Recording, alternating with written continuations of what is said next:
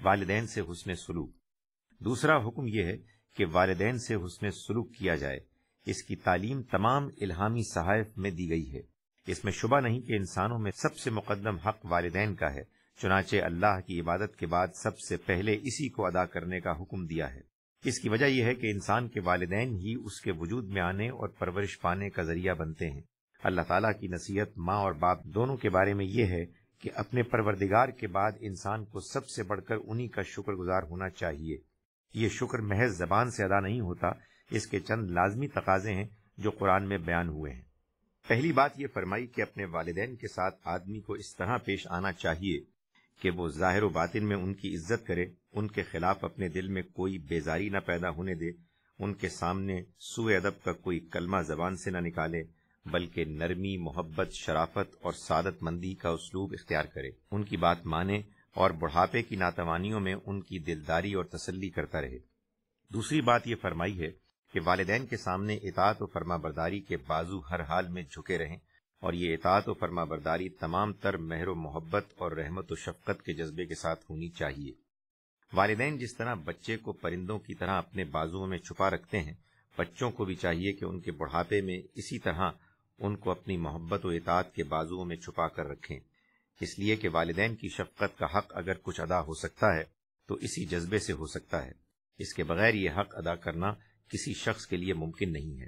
تیسری بات یہ فرمائی ہے کہ اس کے ساتھ ان کے لیے برابر دعا کی جائے کہ پروردگار جس طرح انہوں نے شفقت و محبت کے ساتھ بچپن میں ہمیں پالا ہے، اسی طرح اب بڑھاپے میں آپ ان پر اپنی رحمت نازل فرمائیں۔ یہ دعا والدین کا حق ہے، اس حق کی یاد دہانی بھی جو والدین سے متعلق اولاد پر عائد ہوتا ہے۔ پھر یہ اس جذبہ محبت کی محرک بھی ہے جس کا مطالبہ اللہ تعالیٰ نے والدین سے حسن سلوک کے معاملے میں کیا ہے۔ والدین کے علاوہ جو تعلقات اس دنیا میں پیدا ہوتے ہیں، ان میں بھی آدمی کا رویہ درجہ بدرجہ یہی ہونا چاہیے، چنانچہ اعزاء و اقربا، یتامہ و مساکین، پڑوسیوں اور مسافروں اور زیر دستوں کے بارے میں بھی اللہ تعالیٰ نے لوگوں کو اسی بات کی نصیحت فرمائی ہے۔ اللہ کی راہ میں انفاق۔ تیسرا حکم یہ ہے کہ اللہ کی راہ میں انفاق کیا جائے۔ اس کے معنی یہ ہے کہ اللہ تعالیٰ نے جو نعمتیں انسان کو بخشی ہیں، وہ جس طرح انہیں اپنی ذات پر خرچ کرتا ہے، اسی طرح اپنی ذاتی اور کاروباری ضرورتیں پورا کرنے کے لیے بھی انہیں دوسرے ابنائے نو پر بھی خرچ کرے۔ قرآن سے معلوم ہوتا ہے کہ دنیا میں اللہ کا بندہ بن کر رہنے کے لیے دو چیزوں کی ضرورت ہے، ایک یہ کہ خالق کے ساتھ انسان کا تعلق ٹھیک ٹھیک قائم ہو جائے، دوسری یہ کہ مخلوق کے ساتھ وہ صحیح طریقے پر جڑ جائے۔ پہلی چیز نماز سے حاصل ہوتی ہے جو اللہ تعالیٰ کے ساتھ محبت کا اولین مظہر ہے، اور دوسری انفاق سے جو اس کی مخلوق کے ساتھ محبت کا اولین مظہر ہے۔ پھر اس کا صلہ بھی خدا کی محبت ہی ہے، اس لیے کہ انسان جو کچھ خرچ کرتا ہے اسے در حقیقت آسمان پر جمع کرتا ہے، اور سیدنا مسیح علیہ السلام کے الفاظ میں اس کا دل بھی اس کے نتیجے میں وہیں لگا رہتا ہے۔ یہ انفاق اعزاء و اقربا اور یتامہ و مساکین کا حق ہے جسے ادا کرنا ضروری ہے۔ اس میں کوتاہی آدمی کو اللہ تعالیٰ کے نزدیک غصب حقوق کا مجرم بنا سکتی ہے۔ چنانچہ قرآن نے یہ بات ایک جگہ صاف واضح کر دی ہے کہ ان حقوق سے بے پرواہ ہو کر اگر کوئی شخص مال و دولت جمع کرتا ہے تو یہ کنز ہے، اور اس کی سزا جہنم کی آگ ہے، جس سے ہر بندہ مومن کو اپنے پروردگار کی پناہ مانگنی چاہیے۔ اس انفاق کی توفیق انہی لوگوں کو ملتی ہے جو اپنے اخراجات میں اعتدال کا رویہ اختیار کرتے اور اللہ تعالیٰ جو رزق انہیں عطا فرماتے ہیں اس کو اپنی کسی تدبیر و حکمت کا نہیں بلکہ اللہ کی عنایت کا نتیجہ سمجھتے ہیں۔ چنانچہ دو باتیں مزید فرمائی ہیں، ایک یہ کہ مال کو الل تللے اڑانا جائز نہیں ہے، یہ اللہ کی نعمت ہے، اور اس کے بارے میں صحیح رویہ یہ ہے کہ آدمی اعتدال اور کفایت شاری کے ساتھ اپنی جائز ضرورتوں پر خرچ کرے، اور جو کچھ بچائے اسے حقداروں کی امانت سمجھے اور اس امانت کو نہایت احتیاط کے ساتھ ادا کرے۔ اس کی وجہ یہ ہے کہ جو شخص اپنی ضرورتوں کے معاملے میں اعتدال اور توازن کا رویہ اختیار نہیں کرتا، اسے اپنے ہی شوق پورے کرنے سے فرصت نہیں ملتی کہ دوسروں کے حقوق ادا کر پائے۔ فرمایا کہ جو لوگ اپنا مال اس طرح اڑاتے ہیں وہ شیطان کے بھائی ہیں، اور شیطان اپنے رب کا بڑا ہی ناشکرا ہے۔ وہ انہیں ورغلا کر اپنی راہ پر لگا لیتا ہے، ان سے ان کاموں پر خرچ کراتا ہے جن سے وہ خدا کی خوشنودی حاصل کرنے کی بجائے اس کی ناراضی لے کر لوٹتے ہیں۔ اس معاملے میں صحیح نقطۂ اعتدال کی وضاحت اس طرح کی ہے کہ آدمی نہ اپنے ہاتھ بالکل باندھ لے اور نہ بالکل کھلے ہی چھوڑ دے کہ ضرورت کے وقت درماندہ اور ملامت زدہ ہو کر بیٹھا رہے، بلکہ اعتدال کے ساتھ خرچ کرے، ہمیشہ کچھ بچا کر رکھے تاکہ اپنے اور دوسروں کے حقوق بر وقت ادا کر سکے۔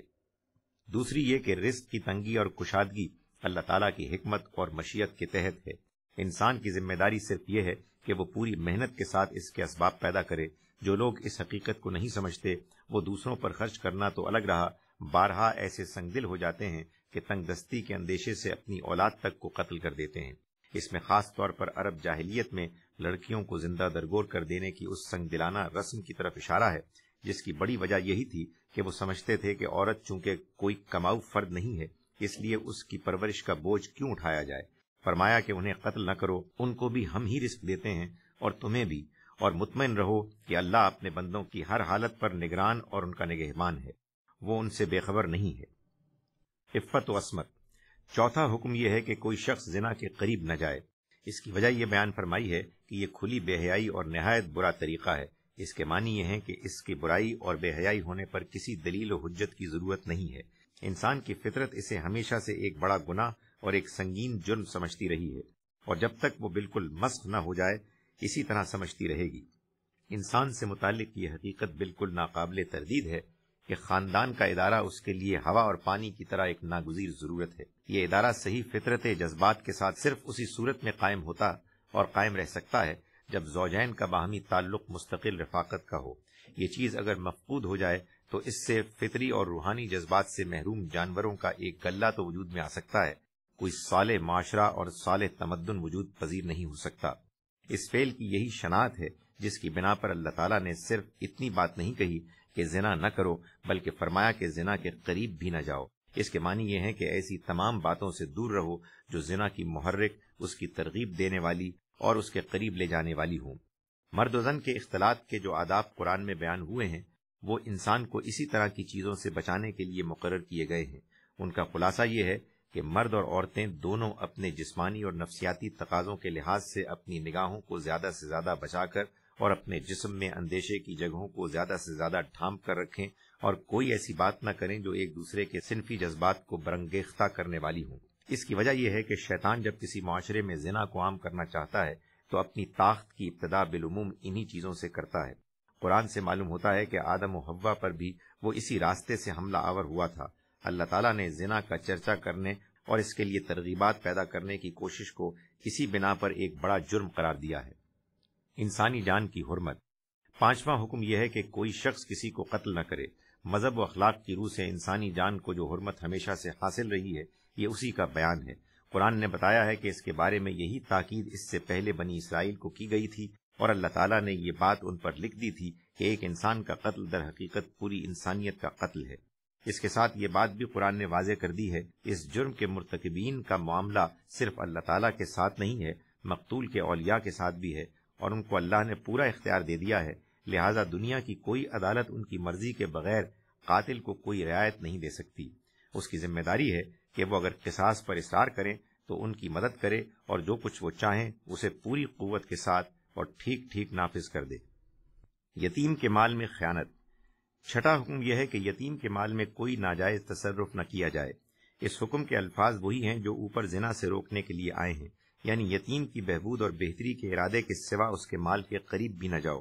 اس کے معنی یہ ہے کہ یتیم کے مال میں صرف وہی تصرف جائز ہے جو اس کی حفاظت اور نشو و نما کی غرض سے کیا جائے، اور اسی وقت تک کیا جائے جب تک یتیم سن رشد کو پہنچ کر اپنے مال کی ذمہ داری خود سنبھالنے کے قابل نہیں ہو جاتا۔ عہد کی پابندی۔ ساتواں حکم یہ ہے کہ جو عہد بھی کیا جائے اسے ہر حال میں پورا کیا جائے۔ فرمایا ہے کہ اس کے بارے میں پوچھا جائے گا۔ قرآن کے بعض دوسرے مقامات پر بھی یہ حکم اسی تاکید کے ساتھ آیا ہے۔ جہاد و قتال کے موقع پر جو سب سے اہم ہدایت قرآن میں بیان ہوئی ہے وہ یہی عہد کی پابندی ہے۔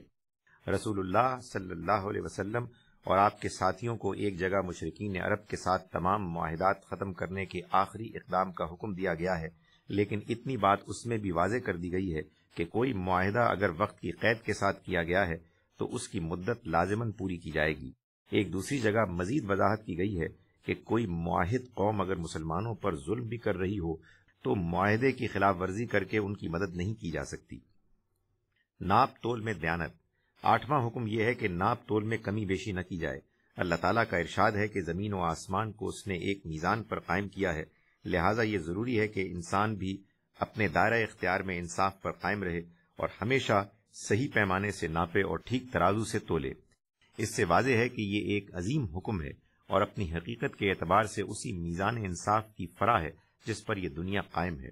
چنانچہ اس سے انحراف اگر کوئی شخص کرتا ہے تو اس کے معنی یہ ہے کہ عدل و قسط کے تصور میں اختلال واقع ہو چکا اور خدا کے قائم بالقسط ہونے کا عقیدہ باقی نہیں رہا۔ اس کے بعد ظاہر ہے کہ معیشت اور معاشرت کا پورا نظام درہم برہم ہو جاتا ہے اور تمدن کی کوئی اینٹ بھی اپنی جگہ پر قائم نہیں رہتی۔ اشیاء میں ملاوٹ کا معاملہ بھی یہی ہے۔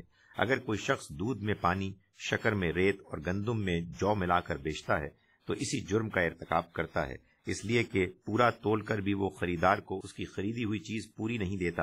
یہ در حقیقت دوسرے کے حق پر ہاتھ ڈالنا ہے، جس کا نتیجہ دنیا اور آخرت دونوں میں یقیناً برا ہوگا۔ چنانچہ فرمایا ہے کہ پیمانے سے دو تو پورا بھر کر دو، اور تولو تو ٹھیک ترازو سے تولو، اس لیے کہ یہی بہتر ہے اور انجام کے لحاظ سے بھی یہی اچھا ہے۔ اوہام کی پیروی۔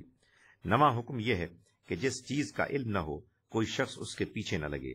قرآن نے متنبع فرمایا ہے، اسے کوئی معمولی بات نہیں سمجھنا چاہیے، اس لیے کہ انسان کی سماعت و بصارت اور دل و دماغ ہر چیز کو ایک دن خدا کے حضور میں جواب دہ ہونا ہے۔